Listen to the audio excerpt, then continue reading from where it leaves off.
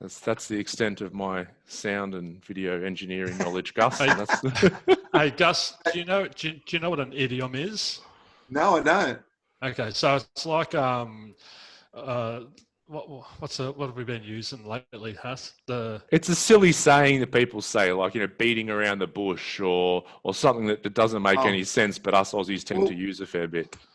something I just said to you guys before we started recording. I can talk to the cows come home. Like, when did the cows come Yeah. home? Like, is there a time that the cows go, yep, that's I would need him to stop talking, so I'm going to go home now. Like, Yeah, so I do know what you mean now that you said that way with an example. Yeah. and it's funny because what we do with the idiom normally on each show is we try and work out the first person that said it and in what context they were saying it. Okay. I can think of a farmer who goes out in the field all day because he can't be bothered talking inside the house, so he just talks to the cows. And the cows eventually at some stage go, righto, well, I know he'll stop talking if we go home to milk or something. So maybe something like that, Perfect. without giving it too much thought. Perfect. I love it. I'm Nick, thinking, I'm thinking in between the First and the Second World War type thing, that discussion was happening, and it happened probably on the Yorkshire Dales. Some pommy bloke who's some miserable farmer from Pommy land, and his missus probably thinking his missus was miserable, but she couldn't believe how happy she was when he wasn't in the house and he was out with the cows. That's one of those perfect relationships where they don't see each other very much, but they end up being married for 60 years. You know what I mean? That's how I'm picturing it. You got it. I love it. That was probably the best one we've had yet, Gus. That was fantastic. I'm happy to help. What was your thought on the Yorkshire Dales, Nick? Well, my grandmother was from Sheffield, and I ended up living about 5 years with my English wife and young family in Lincolnshire, which is sort of not too far from Sheffield. And I was sort of given the Midlands and the north of England and Scotland to look after as my area. Huge, like not big geographically, but just to get to those areas with motorways and stuff. So I spent a lot of time in the north of England, and I fell in love with those people because they see the fun side of life. Some of them don't have a lot, but they've got their football team, they've got their family, they've got their belief, and that is enough. And I felt the same thing when I went to India as well. A lot of people without a lot, just loving the fact that they always felt very secure and happy, and knowing that there was other people in worse spots and they appreciated what they had. And I always said I was going to take my kids to India one day to really, truly appreciate what they had. And I think you get them at the right age, they can be taught a really good lesson, that, we're a little bit, our lives are ridiculous. Of course, just greatness I think, is probably an underused thing everywhere on the planet at the moment. Beautiful. So, Gus, for some reason, Nick, I can't hear your audio at the minute, but as long as Gus can hear it, we're all fine. We'll work it out. I can hear it. I thought, why is Ryan being so rude and just talking over Nick all the time? I do tend to do that anyway.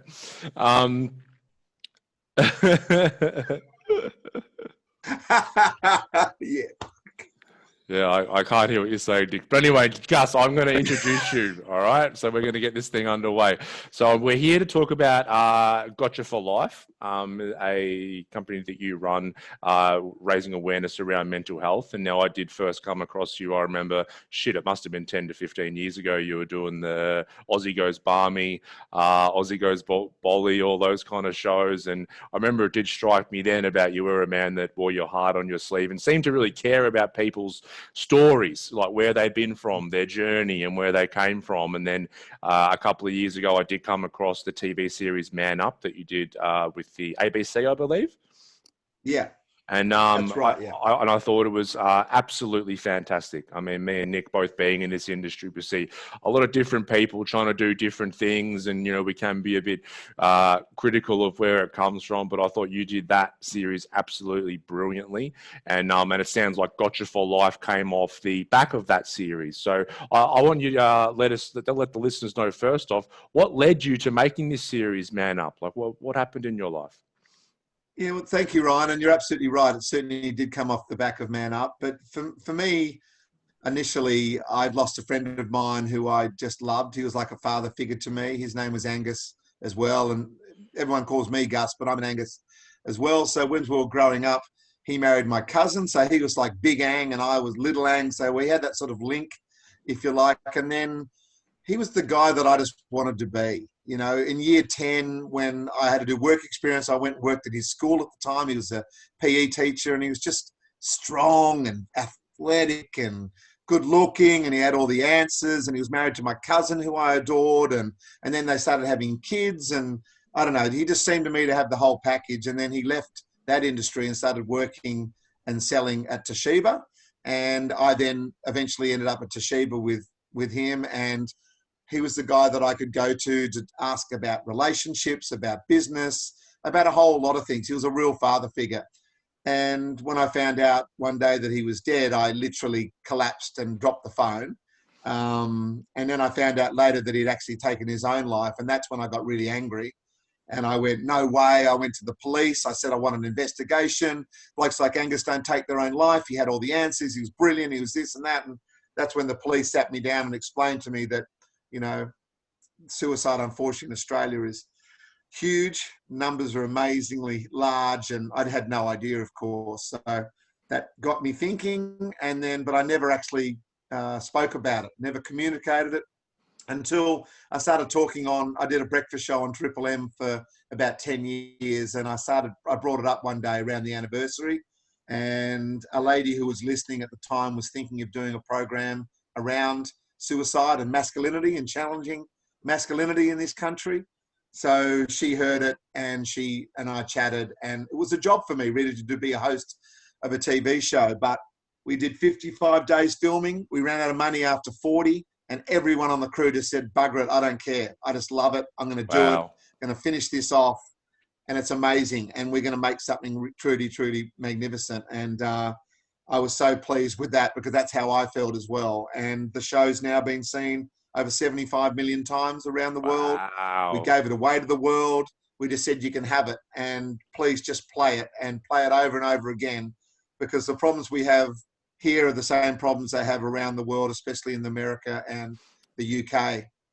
So that gave me a platform, you know, to then talk on the radio about it more. And then when I left Brekkie Radio, I've gone full time into Gotcha, but it's been running now about 4 years, and we've given away just over $5 million to program partners that have shown initiative to work in this space, who we believe need some sort of help, whether it's financial, marketing, consultancy, whatever. Just my network of friends and people that want to help. We just help people that work in that area. And I want to change the wording, guys, from mental health to mental fitness, because I believe mental fitness is just like physical fitness.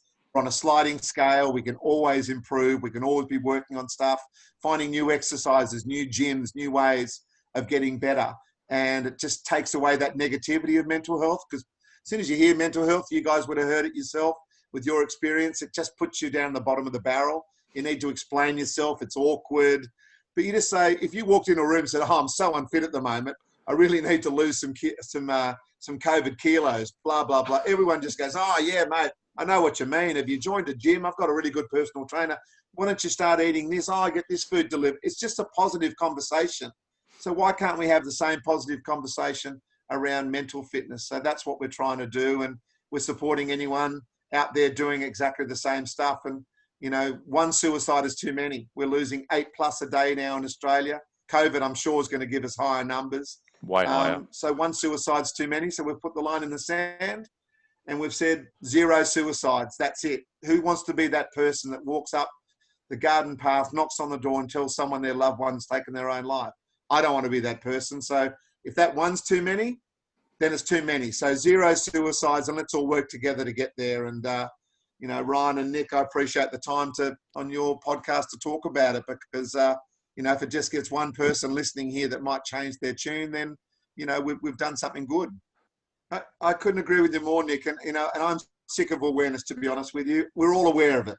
We all know there's a drama, right? So action, let's get some effing action involved here.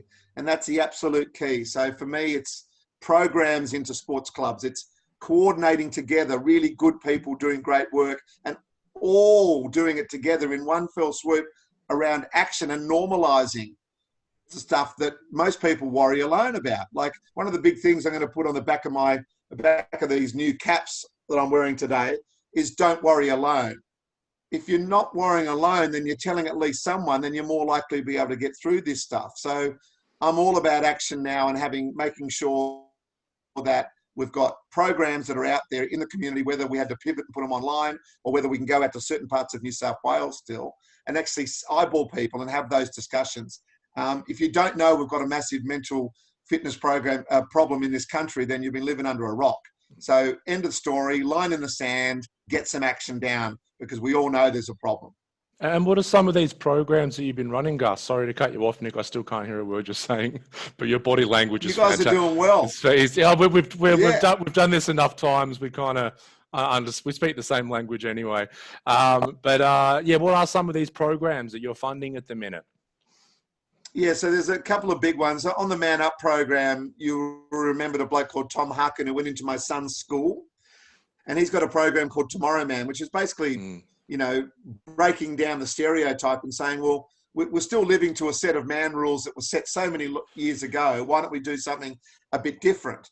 And now he's got Tomorrow Woman as well. So Tomorrow Man and Tomorrow Woman are probably 75% of what we're funding. And then there's a whole lot of other really great programs as well, like Accidental Counsellor and Mental Health First Aid, where I think all leaders in certain areas should have all those programs. So we've got people on the ground in companies, in sporting clubs, wherever you might want to be, that have some knowledge to be able to get through this stuff. So we need to do it just like normal physical first aid. We need to do the same thing with mental. So I really want to get 1,000 Tom Harkins out there. That was my promise to myself when I first met him at my son's school. And so far I've got 13.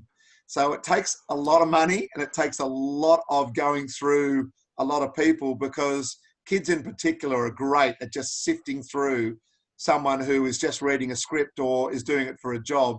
As you guys would know, you've got to live this. You've got to wake up every morning wanting to make a difference. You want to literally hurt every time you hear a stat that knocks you for 6. We're real emotional beings. And when you're working like that, you need to have some time off as well, because you're feeling absolutely everything. So there's a real balance of trying to get the right type of person, but also enough resilience to be able to do the job. Because when you're out there in front of a bunch of school kids and you're hearing the stuff back, it really, really, really is emotional. So I'm working very hard with as many. I spoke before you guys with a big multi-corporate, and I'm shouting and screaming, going, time to put your money where your mouth is. You keep talking about awareness. Let's get some programs, and I'm just like, I've got 4 gallons of water every day because I don't stop talking, and I won't stop talking. I said, I'm going to knock down your door until you let me in. And I'm like, I'm just going to be the biggest pest you've ever come across, because this problem's going to get worse once the government turn the tap off. There's no doubt about that. At the moment, the government is doing all it can, but they're going to have to turn the tap off at some stage, and people are on such the edge. We need to build this emotional muscle to go with this emotional fitness and mental fitness now. And we need to continue doing it for the next for the rest of time, because with this problem is not going away unless we attack it with education and action, which is exactly what you were talking about, Nick. Yeah, and I think if we keep pumping the stats at people and trying to drive people through fear and fear-mongering, it's just going to have an adverse effect. So for me, it's working on a more compassionate level and working with them and shifting them. And I want to stop trying to break the stigma, and I just want to change the narrative, help people to reframe. When I do a presentation, there'll be 100 guys in the room, and I'll say, who here has mental health? And 2 or 3 of them will put their hand up. And when I ask, why did you put your hand up? They'll say, because I've got depression or anxiety, or I've tried suicide or something. So many people mistakenly get this. They picture mental health as mental illness or mental health issues, and they don't understand that joy and peace and equanimity and happiness is mental health as well. So, and Hass and I talk about it all the time, about I get my clients to do these mental repetitions, these mental reps, or a bicep curl for the brain. And it's pulling yourself out of destructive thinking and into constructive thinking. But if people don't even know that those things exist, how the fuck are they supposed to look after their mental health and well-being? They're in no capacity. And that's, for me, the biggest issue is people don't know that they have mental health, and they don't know what they need to do to get it in shape, and they don't know what they need to do to keep it in shape. So, I've been doing this for 13 years now after pulling myself out of the gutter. And the biggest thing I come across is, blokes, especially tradies, that can't afford to come and do programs like mine because they're not working, but then that just creates, more issues and compounds. So it's great that there's blokes like you out there, Gus, that are, trying to fund and assist these people to get into and not just that. So I can hear you again now, Nick. It's fantastic. Who's your mate behind you there, Nick? Who's that? That's a mutual friend. This is Shane. So Shane's just come on board and he's helping us out. He's doing a bit of a traineeship with Myndfit. He's also lived experience and is nice to see you, mate. He's wearing the Myndfit hat, but he's also got his vulnerability, power, and strength business. So he's trying to create a mental health directory. So because people don't know that things like Myndfit exist either. So well, I can certainly help do that as well, Nick. And I'd also like to chat at some stage around, because I always hate feeling that people can't afford to do things, and I know that's a reality, right? But I say no to, if someone needs the programs that we support, they get them, we'll worry about it later. That's the way, I think, the only way forward. So there's plenty of people that can afford to help. So we need to put some money in the coffers from them to say, right, we've got this virtual program that's brought to you by blah, blah, blah, and we're going to put 10 of those on, and you can come on and link in the comfort of your own home for nothing. So we're just about to start this virtual online meditation membership where for $15 a week, I've got clients in America and England and all over Australia and everything. So we're just trying to create this little community where people want to really get their mental health in shape. And so we're creating that online, but then it's going to be in person, obviously, when COVID lifts. Yeah. Well, let's talk about that offline, about making sure that if someone really needs whatever you're trying to do and you believe that it's important, then how somehow we can get it paid for so you don't say no to those people. Because that'd be great. It's about people having a menu of options, isn't it? I mean, right now, up until this point, there's sort of been this one or two avenues that people have been able to take, but now we're starting to realize, because this is such a huge issue in this country, that there are different menus of options that we can take, because everyone's going to find their own healing path. And I think it all comes from this place, which I was going to say to you, Gus, from vulnerability. And one thing that Man Up series especially was you being so vulnerable about you being obviously so caught off guard that this mentor of yours had killed himself, but then also being vulnerable about your journey, because that gives other men in particular, because we're so fucking stubborn, us guys, and we're the ones, like Nick said, who aren't aware of our mental health, aware that it needs tending to and aware that it needs constant work. But by guys like you being vulnerable, it allows other men to also be vulnerable and ask these questions of themselves. So I'd like just to get your maybe take on that word vulnerability and how men can be. You're absolutely right, Ryan. I mean, I talk all the time being open, honest, and vulnerable. Those three things, I think, together are the most important thing. And when I talk to blokes about that, they tend to think those things are weak. They tend to think those things are, they come up with all sorts of names, which I don't want to talk about on the podcast because it doesn't deserve your time or your listeners' time either. But you'd understand the type of words, and I'm sure you hear them yourselves. So it's all about changing around the language around it. And I say the bravest thing you can do is tell someone how you truly feel, because it's bloody hard. Yeah. Everything that's hard tends to end up being quite a good thing to do, I think, at the end of the day, as a general rule. So I'm saying to people, open, honest discussions with at least someone in your life. So that's what Gotcha for Life is about. Someone who has got you for life. Warts and all conversations, no judgment. I will love you no matter what. You can throw anything at me and I will take it on board, and I will love you, and I'll try to help if I can. I'll be there to listen. I'm a part of your village. I'm a part of your community, and that's what we need to do. There's too many blokes that are isolated with siloing ourselves off and then putting on the mask and putting on all the armor and going, you know what, I can handle this myself. Well, you know what? We can't. There's a lot of people out there that can't. And if you can, and you are lucky enough to have somehow be able to bumble way through your life, then terrific. but most of us can't, and the numbers will prove that to us. So whatever's got us here, we need to look at and change a few things. And it doesn't mean we have to change the man box 100%. There's lots of stuff about being a man, especially an Aussie man, that I'm very, very proud of. I don't want to be anyone else, but there's things that I can work on. And one of those things is burying your emotions and worrying alone. So if you are worrying alone, you are taking all that on yourself, then you are a million miles away from being a happy, healthy person. So at some stage, you need to find someone. And when I go into schools or sport groups or corporations and I say, can you write down 3 people in your life that you could speak to openly, honestly, with vulnerability? Most people can't write down 3. Some might write down their partner, but can they really? They might write down someone because they feel like they have to fill in 3. But most people, when you get to the bottom of it, don't have people, and blokes in particular, as we get older, we get more and more isolated. So this is a situation that we're in now.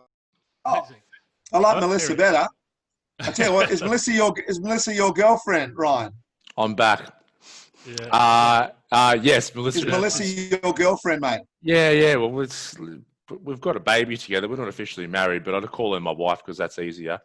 But say that you are punching well above your weight. I'm just saying, her face just popped up as the host before your live face, and I was thinking, that anyway. Hey, Gus, let's just say German father, Sri Lankan mother. It's a good mix. It's a very good mix. The result. That's a. I wanted just to ask you 2 things, Gus. And we're talking about, I got you for life, I've got you for life. And I see day in and day out that you're in no position to help others if you're struggling yourself. So for me, the first step is getting people to be accountable for their own happiness instead of outsourcing it and expecting everyone else to fix them. And I think the leading cause of mental health issues is outsourcing your happiness and needing X, Y, and Z to happen in order for me to then be happy. But the second thing is capacity. And so those people that are around, and you say you've got 3 people in your life, and who are they to talk to? If these, I think we can educate people on how to be a better helper is probably what I'm getting at, because a lot of better people, listener. Yeah, well, a lot of people try and fix, like guys are horrendous for trying to fix things, or they're afraid of the emotion because they're so unaccustomed to someone being vulnerable. A lot of women tend to run over their partner's feelings, and I'll try and be open, and they'll go, "Oh yeah, but anyway," and just be really dismissive. So that shuts the guy down. So I think we can do a lot of on both ends of the spectrum on how to help people. Yeah, no, I couldn't agree with you more. And it all comes down to education and action, as we've said before, and less around awareness, because we're now totally aware of exactly the situation we're in. So I'm continually told, I tried to do the Lifeline counselling after I went through the Man Up program, and I failed it twice because I kept wanting to give advice to the guys and girls on the line about how to get through the night and stuff. It's like, mate, how about you use those ears of yours? You've got 2 of those and only one of those that you got the ratio wrong. So I worked out with Lifeline that I'm probably better hosting their, benefit nights or their gala nights or something, or using my network to try to help. Right? Yeah, that's right. Yeah. But I really wanted to be a better listener, and my wife tells me at times I am, but it's like, it's having the vulnerability, getting back to that word, Ryan, to actually say to your partner or your kids that you don't have all the answers and you're really battling a little bit and you're not quite sure how this is going to end. The day my son came up to me and asked me a question, and rather than me bullshit some sort of answer with common sense, sort of thought I was right, but not 100% sure really, but I wanted to show him that I was, dad, and dad knew what he was talking about. One day I said, Jack, I actually don't know the answer to that. And he just went, what? What do you mean? And I go, I don't know. And he goes, but you always know the answer. I go, I've been bullshitting you for a long time. And he was like, oh. He goes, well, that's actually pretty good, because I was really worried about being a man because I don't know much. And I was worried that I had to know everything. And I'm like, no, mate, we're all faking it till we make it. And that discussion between Jack and I changed our relationship, and it allowed him to be more open, honest and vulnerable with me. And then my daughter saw that, my wife saw that. Then all of a sudden, the family changed its tune a bit. And then, of course, they know where I'm working now. And we're very much a Gotcha for Life family. We're living the values of what we're trying to do. And by being open, honest, and vulnerable. And now I love that. boyfriends come in, friends come in, the village is bigger, and we're growing a lovely community. And that's what I suppose what we're trying to scale up with the programs we do and the work that I do in the media and the opportunities I get to talk, is just for everyone to take a break, take 10% off this pace that we're trying to live our life, be a little bit kinder, and being vulnerable, and don't worry alone. Those things all wrapped under one will give you, I think, a better understanding of life and how to get through stuff a bit easier as well. Yeah, and from me, I think when you have that space where your son comes up and asks you a question, you say, I don't know, then that leads on to, let's find out together, you know, and then you can go on this learning journey together. And I know the thing, even emotionally, like my son's he's nearly 2, so not quite, you know, communicating in that, but, you know, he's seen me cry. You know, if something's happened that's got me emotional and the tears start welling up, I'll let him see me cry. And then afterwards I'll say, because Daddy was upset. And this was why. Because we've had this generation, many generations, that for one wouldn't cry for a start and suppress that shit, but then also certainly wouldn't let their family see them in that vulnerable state. And once again, that gives permission for these future generations to go, okay, hey, it's okay not to know. It's okay to have these emotions. It's okay to be human at the end of the day, which is what we're all missing, I believe. Absolutely. We're going to throw away perfect. You know, this social media world, Instagram world of these magnificent photos. I mean, I put one up myself today of something, which is a complete BS photo. It's me who was on the front cover of Men's Fitness magazine when I did the New York Marathon in 2014. And it's just like power shot of me, like striding out with my knee, and perfect thing when the lighting was wonderful and stuff. Like, I love that shot because it's not who I really am. Hopefully someone sees that and goes, oh, that little moment, he was perfect. But either side of that, I was all over the shop. I was, we have to do it again. It's like, oh, God, the lady's there wiping you down because you're fat and unfit. Simple fact is we've got to chuck away perfect. And if you do that and you show that vulnerability, that's why our leaders need to do it. You know, when I spoke to this corporate yesterday and I said, the biggest dog in the room, guy or girl, whoever you are, stand up and say something vulnerable. And we're not talking until I hear from you. And they're like, and all the people that aren't the top dog are looking around going, I wonder who's going to stand up. Eventually a lady stood up and said, well, I suppose I am the big dog. And I'll tell you what happened this weekend and why I didn't sleep very much and why I was worried about my son. Mm-hmm. Now, she spoke beautifully for about 2 or 3 minutes and everyone guaranteed would have said, what a bloody champion. Yep. And what a normal human she is, even though she's got this unbelievable job. At the end of the day, we're all the same thing. We all go to the toilet. We all need to, you know what I mean? Like, just break it down, really. And just sit in that vulnerability. It's so great. And I reckon that's new leadership. For me. Everyone should. You find your moment, Nick, don't you? Yeah, well, you do. But I went to this cognitive behaviour therapy course one day, and this little world-renowned professor of psychology from the States was running in Australia, and he walked in. The first 3 things he said to a room full of therapists was, "You're all ignorant, you're all incompetent, you're all mediocre." And I looked around the room, and everyone was in suffering. Everyone was just and was hurt and took it personally. And I sat there and I'm like, why haven't I been triggered by this? Why? And I realized after 4 days that what I heard was to a degree, and that's we're all incompetent to a degree. None of us are the best at everything. None of us can do everything, and none of us know everything. So we're all those 3 things to a degree, and then a double asterisk, and that's okay because you're still enough. You're still enough. My skills lie over here, but Gus's lie over there, and Ryan's good at this stuff over there, and you know it's all okay. But we get so stuck in. I get so caught up in comparing ourselves, as you were talking, and trying to be perfect. And, you know, it's great when I do this exercise with clients because I'm trying to find out how long will it take them to say, I don't know? And usually it's like 9 steps. And then they'll finally go, I don't know. I'm like, yay, we got there. And they've been bullshitting since question 3, probably, or question 2. Yeah. Yeah, I mean, for me, guys, these type of podcasts are great. Just two normal blokes having a chat, giving a little bit of knowledge, but realizing we haven't swallowed the map, that we're all learning, we're all doing our best, and we're all very, very fragile at the end of the day, and we're just trying our best to make everyone a little bit mentally fit. And that's the key. That's all you can do. Let's go back to that, bringing up, it takes a village to bring a child up.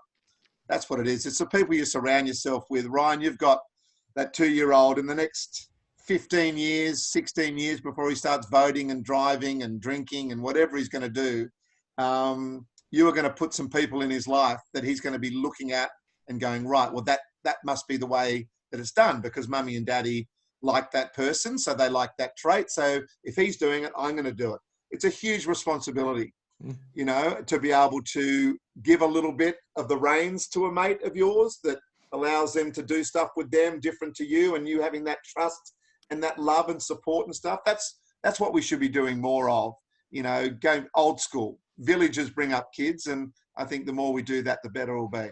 I couldn't agree more, Gus. I mean, living right now, I'm based in Melbourne, but I was lucky enough to get out before COVID, and I'm living in Koh Samui, a part of Thailand at the minute. And seeing it here more than ever is this village. There's a restaurant we'll go to every day, and it's generations. It's the people that run it. Their daughters are working there. The mum lives there. The cousins, and it is this real community, and you can feel the vibe there. And it's like these kids are running around the place and playing with everyone, and they call it the land of smiles, and I believe that's a big part of it. So I agree with you. Going back to these old ideas, these old roots are the best. Just simplify everything a little bit. It's awesome. I'm close my eyes and imagine exactly that type of restaurant and the place you go on holidays, and you go there more often than you need to, and you just think, oh, I hope I get that same waitress or the same waiter, or it's just gold. There's a reason why we feel good when we go to those places. Why don't we replicate that when we go home? Why are we going to go back after COVID to all the bullshit that we did before, rather than take on all these really cool things that we've done in COVID? I don't know. It's a human pattern, I suppose, but you can only look after your own village. I'm sorry, boys. I've got a message here saying that I'm late for my next thing, so I could talk to you all day. You're both. It was always going to happen, Gus. Yeah, it was always sorry. going to happen. Gus, we appreciate you and all the work you were doing, and we appreciate your time today, mate, and we wish you and Gotcha for life nothing but the best, and we hope to speak to you again soon. Hey, anytime, Ryan, anytime, Nick, and like I said to you before, Nick, let's not turn anyone away. So yeah, I'll touch base with you, mate. We'll talk offline about that. All right. Easy. Thanks, Cheers, guys. Mate. On your Gus, good on your mate. All right, that was Gus Worland. Yeah, let's keep recording for a little bit. Yeah, I think so. Yeah, let's keep recording and just talk. He was great. He was fantastic. You can obviously the first thing that comes across is the passion the man has, and he's really turned that negative experience into a positive one. He's as a lot of guys, Dan and Ed from Trademut, they started Trademut because Dan's mate took his own life. So it's great when people flourish from these really tragic and unfortunate events. Yeah, it's something that he mentioned I was going to bring up, but it opens a whole nother can of worms. I've been speaking to Melissa about this a fair bit lately, because obviously we sit outside the system. There's the medical system right now, and there's psychologists, there's counsellors, there's social workers, and all that kind of jazz. And it's a system that isn't getting results. Like the numbers are showing, it's not that they're not getting results. And Totally. And the thing is, I mean, these people in the system are just massively underpaid and under-rewarded for the work that they're doing. And what happens is, it's like you go to work 5 days a week, and I've spoken to psychologists who are saying, I've got back-to-back all day today. I've got 8 or 10 clients kind of thing, And I'm like, people not stop caring, but you get this compassion fatigue, which is a real thing, which means just get them in and out of the door, in and out of the door, in and out of the door, which means we get less results. And I was saying to him the other day, I'm like, people in the system, even just a counsellor, should be getting paid $100,000 a year, but also they should be working 3 days a week. You know, like it's that kind of job. Like we're getting such diminishing returns by not rewarding people doing this important work, because all of a sudden, if I've got compassion fatigue, and I've experienced it myself, but when I was taking on heaps of clients a couple of years ago, you can't give all that you've got when you're in that state, because you don't have the capacity. You can't pour from an empty cup. And I had the same thing, you know. I've capped myself at 20 clients a week because I know that's my limit. I need time to meditate. I need time to do my Pilates. I need time to read. I need downtime. I need to recharge. But you know, and I've always had this number in my head as well. You know, I'd love someone just to pay me $100,000 a year, and I would just see people for free. But that's not reality. And when you say pay $100,000 and only work 3 days a week, you can hear these tradies or these high finance Wall Street dudes going, "No, you pussy, you soft cock. You're only sitting there listening to someone." And people don't understand how much energy it takes to actively listen, mate. Like, I did a session last night, and it was a beautiful session. But it's like sometimes, and every session's different. But it's like afterwards, like I had to take a couple of hours afterwards to myself just to let my nervous system calm down, because it was so heavy. It's like, it's not like I was a tradie for 11 years. It's not like fucking doing a compressor changeover or regassing a machine. It's very, very different, right? And the fact that people are getting paid $50,000-$60,000 a year and having to see 40 clients a week and work these hours is crazy to me.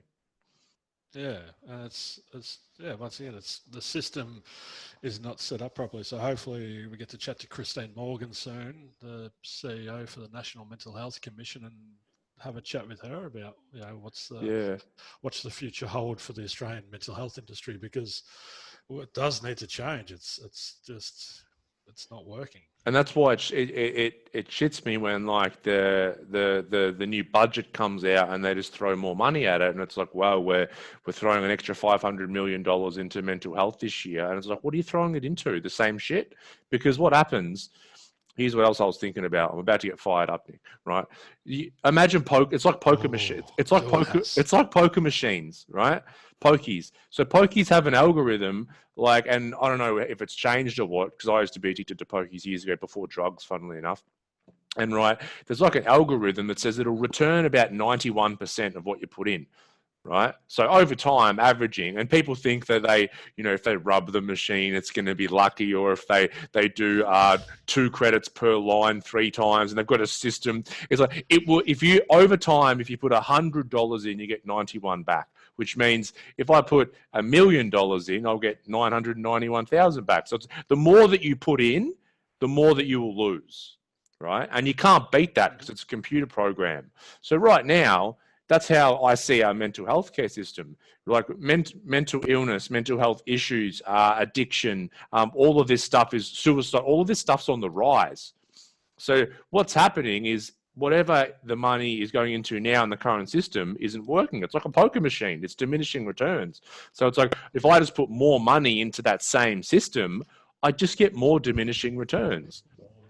Does that make sense? Yeah, well, is that a good analogy? Yeah, well, that's a great analogy, but and essentially what you're saying is the math isn't adding up, because we're definition of madness, doing the same thing, expecting a different result. Oh, more money's going to fix it. More money's not going to fix it. It's it's educating. It's getting people responsible for their own happiness and health. It's enabling people in a positive way how to learn how to self-manage and self-regulate, instead of enabling to stay a victim or to stay in their pity party or to stay in their destructive thinking. So essentially, you know, the Myndfit motto is discomfort precedes success. We have to get people uncomfortable. We have to get them out of their comfort zones, because as we know, a comfort zone is a beautiful place, but nothing ever grows there. Absolutely not. And also out of this diagnosis model, like there's a company who put together a completely different because the DSM is the Bible of, you know, psychiatry and psychology. Yeah.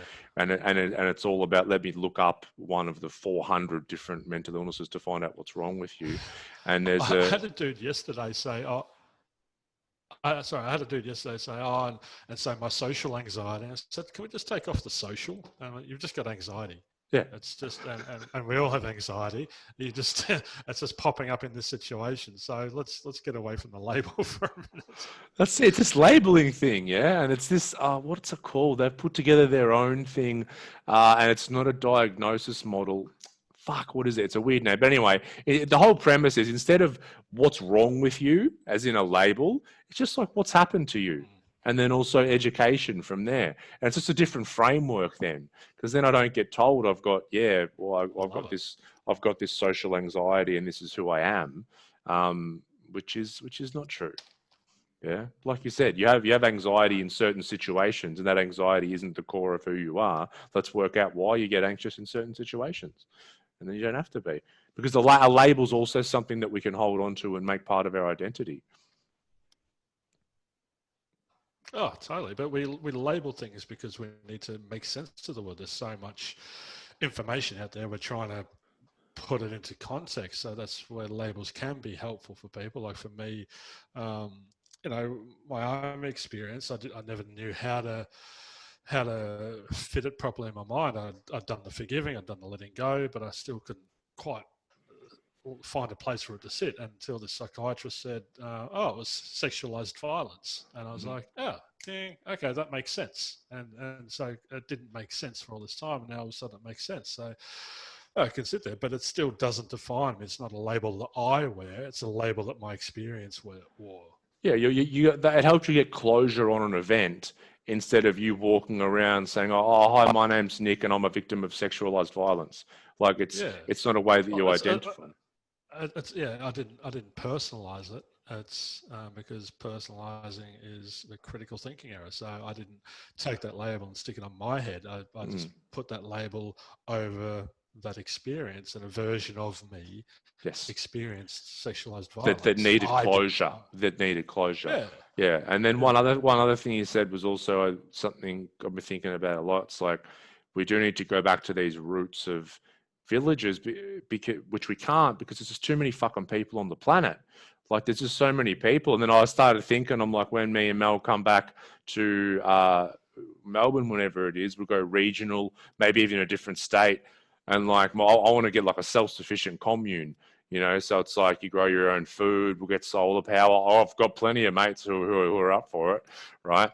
And live off the grid. And then everyone just pitches in and helps out, and we raise the kids together and all that. And I'm like, then in my head, I start playing it out, and I'm like, yeah, that's great with 20 people, then maybe 30 people. Then all of a sudden, because it's cool, other people want to join, and then you get to 40 or 50, and then all of a sudden someone has to start making decisions for the group. So then a government of some sort will form again once you get to a certain amount of people. And so it's like this weird thing that us humans do, that we have to, once we get to a certain amount of people, someone has to govern the people to an extent. So I don't know how to get around that. Can you help? I don't know either. You just cap it. You just have to cap the numbers.